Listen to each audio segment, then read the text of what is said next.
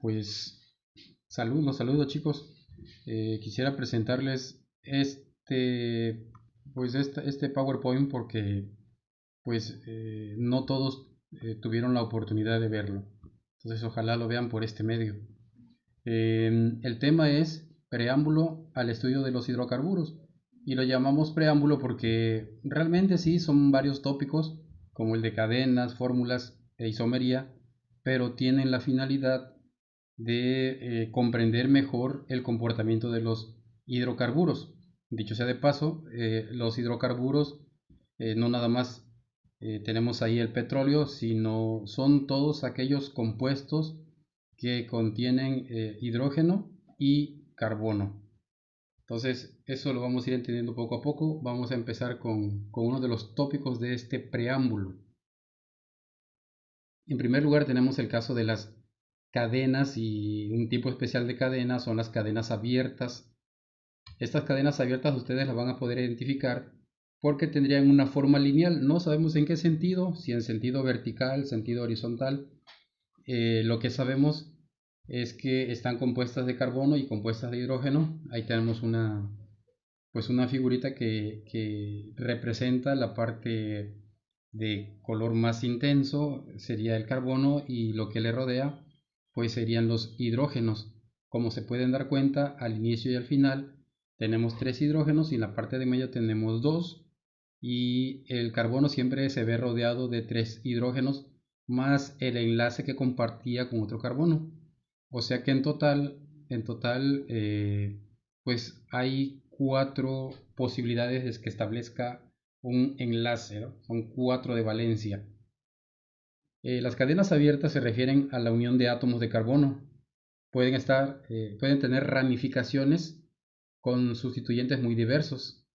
Es decir, en ocasiones una cadena donde hay carbono, donde hay hidrógeno, no exclusivamente tendría estos dos, sino que podrían encontrarse algún halógeno. El caso del cloro, por ejemplo. Eh, Puede tratarse también de una cadena en la que haya un hidroxilo, donde vamos a identificar el OH. Esto es característico de el alcohol, por ejemplo.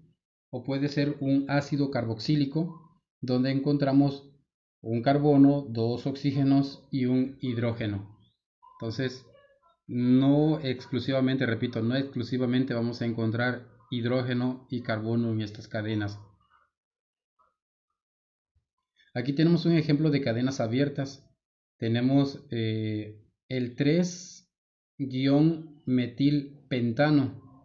Entonces ya les voy anticipando el por qué lo del número 3.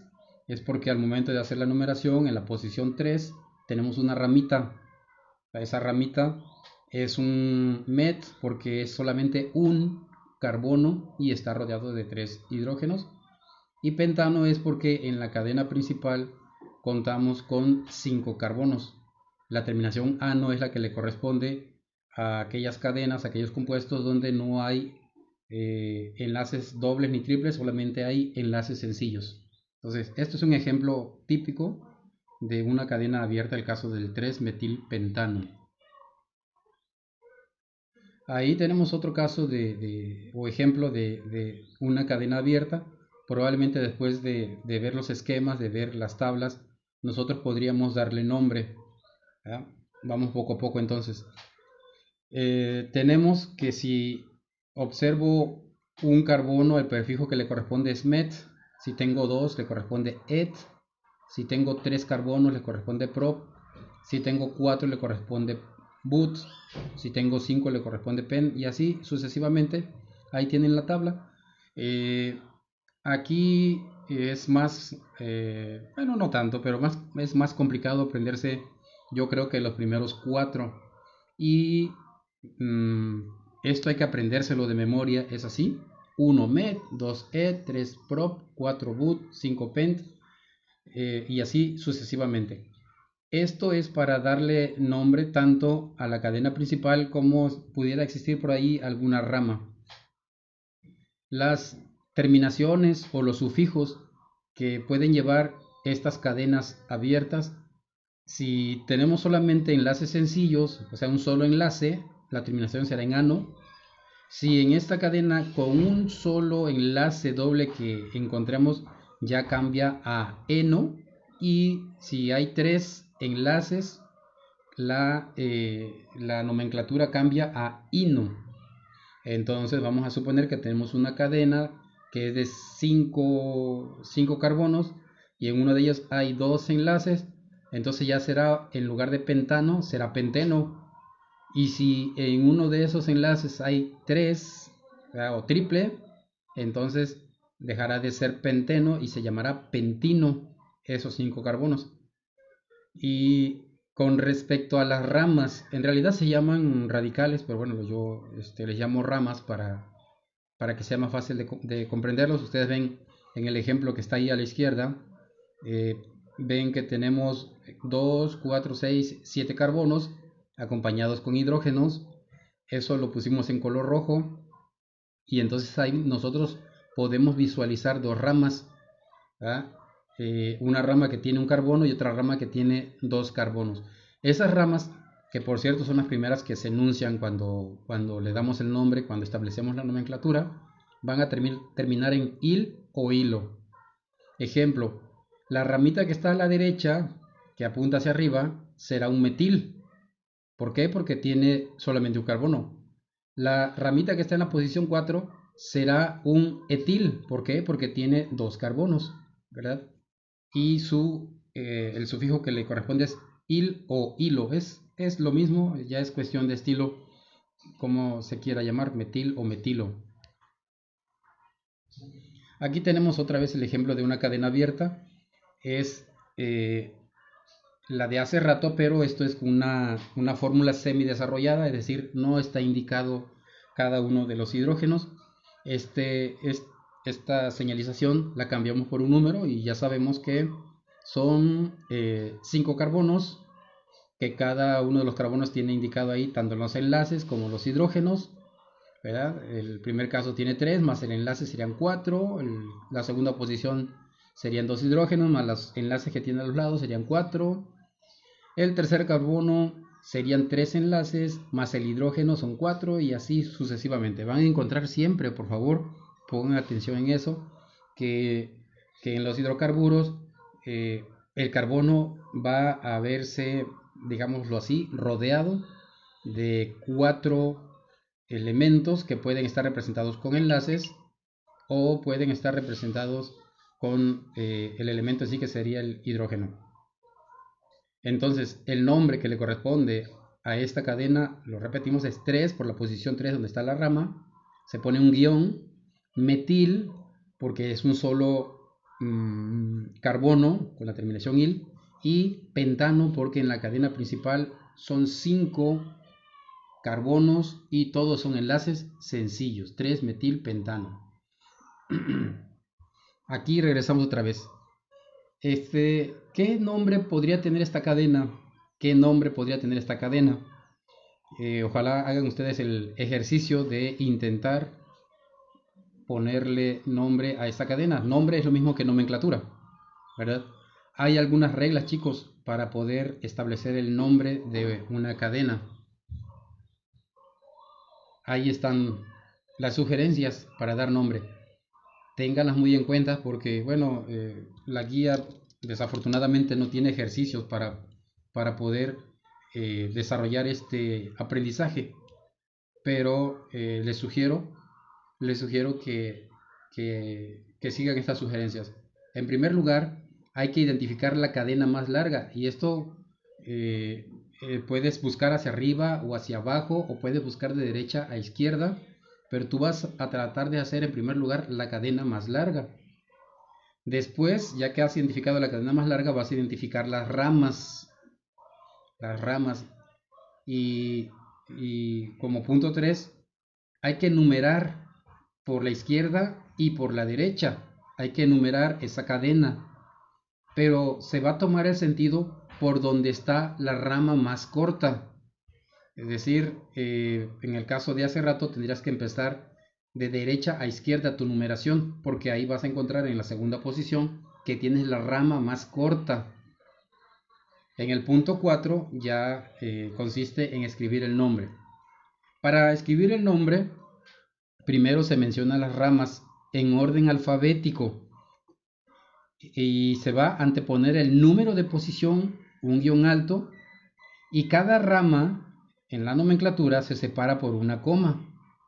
Y finalmente se nombra la cadena más larga y ya de ahí la terminación ya saben ustedes que será ano, eno o ino, dependiendo de si existen o no enlaces sencillos, dobles o triples. Regresamos otra vez y aquí miren ya tenemos el nombre. Esto, pues, esta es la nomenclatura correcta para esa cadena. Ahí les hago algunas observaciones. Aquí enumeramos de derecha a izquierda. En rojo se identificó la cadena más larga. Se enumeró de derecha a izquierda porque encontramos en la segunda posición la rama más corta, que era un met, ¿verdad? Un carbono, un met. Y ya finalmente se les dio el nombre. Entonces, empezamos con etil porque el etil en orden alfabético pues va primero que met. Entonces se le pone la posición en la que está el etil. Aquí para poner el 4 no hubo problema porque es la misma posición de derecha a izquierda que de izquierda a derecha. Sería 4, luego un guión, luego etil y coma. Posteriormente tenemos 2, que es la posición donde está el met, ¿verdad? Guión, metil, y finalmente se le pone, se le da el nombre con el número de carbonos que tiene la cadena más larga, que son 7. El prefijo es ep, y termina en ano, heptano. Es el procedimiento correcto y ahí tenemos el resultado de cómo establecer la nomenclatura de una cadena. Bien, también vamos a ver sugerencias para elaborar cadenas en zigzag. Ya les he comentado, no todos tuvieron la oportunidad de saberlo, de escucharlo, pero ya les he comentado que esto es cuando ya se tiene bastante práctica, se sabe que las líneas pues van a representar al carbono y al hidrógeno. Eh, Esta elaboración de cadenas en zigzag se hace trazando líneas inclinadas aproximadamente de 90 grados, 90 grados de inclinación. Vas a empezar de abajo hacia arriba y luego de arriba hacia abajo y así sucesivamente. Empiezas de abajo hacia arriba, de arriba hacia abajo y así dependiendo del número de carbonos que haya en tu cadena. Se va a empezar de izquierda a derecha y los puntos de inicio, el cambio de sentido y el punto final van a indicar pues que hay ahí un carbono con hidrógeno. En este sistema de elaboración de cadenas en zigzag, las ramas también se representan y se representan con líneas ahí donde hacen intersección con los carbonos. Entonces, ahí si ven el puntito 3, vemos el caso de un pentano y abajo es exactamente lo mismo, también es un pentano, en este caso no tiene ramas. Si empiezas de abajo hacia arriba, ahí hay un carbono, donde hace el punto de cambio de dirección, hasta arriba hacia abajo está el segundo, abajo el tercero, arriba el cuarto y abajo el quinto. Entonces, este sistema es bastante sencillo. Hay por ahí un ejercicio, solamente también hay un ejercicio ahí en la guía, que espero que ya esté resuelto. Y también tenemos el caso de otro tipo de cadenas, que son las cadenas cerradas. Es el caso en que hay unión entre todos los átomos de carbono, forman una estructura cíclica. Este tipo de cadenas se puede dar, por lógica, se puede dar de los 3 carbonos en adelante. Entonces, vamos a identificarlo, vamos a darle el nombre poniendo primero el término ciclo. Ciclo, el prefijo ciclo, que quiere decir que, que hay una unión entre todos los carbonos, hacen una estructura cerrada. Y puede haber por ahí una rama, ¿verdad? También puede haber doble enlace. Entonces, ahí tenemos el ejemplo de una cadena cerrada. Ven ustedes que ponemos el prefijo ciclo, ¿verdad? Para indicar que es una cadena cerrada. Eso de ex es porque son 6 líneas, ¿verdad? 6 carbonos. Y hexano es porque todos los enlaces son sencillos, pero fíjense que termina en hexanol. Eso se debe a la ramita que tiene ahí arriba, lo cual también nos indica de que se trata de un alcohol y los alcoholes terminan en ol.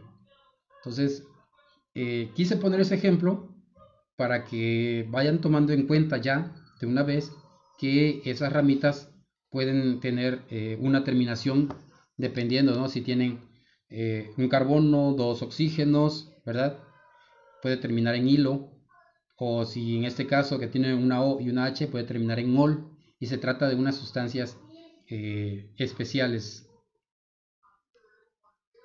Bien, también el tema para ver la fórmula molecular o fórmula condensada a partir del nombre. Entonces, los alcanos, que son aquellos que tienen solamente enlaces sencillos, tienen la fórmula que está ahí al lado del punto alcano. C es el carbono, N pues es el número de carbonos y H es el número de hidrógenos, pero aquí es donde se aplica la fórmula. Voy a poner el doble del número de carbonos y al final le voy a sumar 2. Y ahí les dejo un ejemplo del dodecano, ¿verdad? La palabra dodeca se refiere a que hay 12 carbonos y yo puedo deducir cuántos hidrógenos hay. O sea, el doble de los 12 carbonos son 24 más 2 que nos indica la fórmula, llegamos a 26. Entonces mi fórmula, la fórmula del dodecano, queda en C12H26. A partir del nombre puedo deducir tanto el número de carbonos como el número de hidrógenos. Este segundo caso es el de los alquenos, aquellos que tienen un enlace doble. La fórmula es similar aquí, lo único que se pone es el número de carbonos y el doble de carbonos para indicar cuántos átomos tiene el hidrógeno. Y ahí tengo el ejemplo, un octeno de la palabra oc y eno, ¿va? Sé que se trata de un alqueno y oc me dice que son 8 carbonos y la fórmula para saber cuántos hidrógenos hay es el doble de esos 8 que sería igual a 16. Entonces mi fórmula queda C8H16. Tengo también la fórmula condensada de los alquinos, que son los que tienen 3 enlaces. También es una fórmula similar, nada más que aquí en los hidrógenos, en lugar de poner el doble solamente, le vamos a restar 2. Vean ahí, está indicado. C es el número de carbonos, H es el doble de esos carbonos, pero le voy a restar 2. Ejemplo, puse ahí el nonino de la palabra non, puedo saber que son 8 carbonos. Entonces, ino quiere decir que hay que restarle el doble, hay que restarle 2 al doble, ¿verdad? Es decir, el doble de 9 es 18, menos 2 son 16. ¿Cómo queda mi fórmula? C9H16. Y yo visualmente ya puedo identificar que aquí tengo un nonino. Y aquí tenemos el ejemplo de una fórmula semidesarrollada. Ustedes pueden ver que en la parte azul se indica el número de carbonos de la cadena más larga. Ven que buscamos hacia abajo y efectivamente eh, tratando de identificar esa cadena, pues la más extensa. Ven que empezamos de izquierda a derecha el conteo de posiciones. ¿Por qué? Porque en la posición 3, por un lado, es donde está la cadena más corta. Entonces, este es un ejemplo típico de una fórmula semidesarrollada porque no están indicadas, es tan compleja, son tan complejas algunas sustancias, algunos compuestos, que conviene hacerlo así. Entonces los hidrógenos los indicamos con número en lugar de poner a cada carbono su hidrógeno, pero ven que no es lo único que hay. Ustedes pueden ver que hay por ahí algunos oxígenos, algunos OH que corresponden a los alcoholes. Incluso tenemos un halógeno por ahí que es el cloro, el que está en la posición 11. Y tenemos ramas de hidrocarburos también. Hay hay, por ejemplo, el de la posición 4, el de la posición 8, el de la posición 12, ¿verdad? Y hay otros que están mezclados. Entonces, si encontramos algo así, conviene hacer una fórmula semi desarrollada. Nos da mucha facilidad para identificar el nombre y para saber de qué se trata. Contrario es la fórmula desarrollada, que es esta donde en lugar de poner H3, H2, etcétera, se indica cada uno de los hidrógenos, ¿verdad? Este es el caso de un pentano y es un 3 metilpentano, ¿verdad? En fórmula desarrollada. Fórmula desarrollada quiere decir que voy a indicar todos los hidrógenos sin sintetizar. Bien, y ahora les comento el término de isomería. Este término viene de la raíz griega isos, que significa igual, lo cual quiere decir que dos sustancias pueden tener la misma cantidad de carbonos y de hidrógenos, la misma cantidad, o sea, son iguales en eso nada más. Son iguales en que para el ejemplo que les presento, en que hay 4 carbonos y hay 10 hidrógenos, pero sin duda hay diferencia en la forma o en la posición. Entonces ahí ya cambia todo, o sea, ya no se trata de lo mismo, chavos. Ya no se trata de lo mismo, ya estamos hablando de sustancias totalmente diferentes.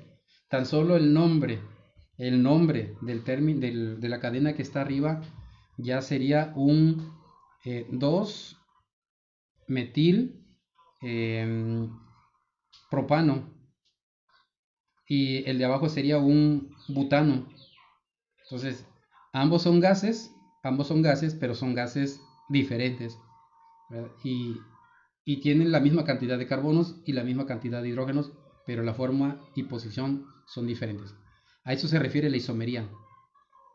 Repito, misma cantidad de carbonos y de hidrógenos, pero son sustancias diferentes.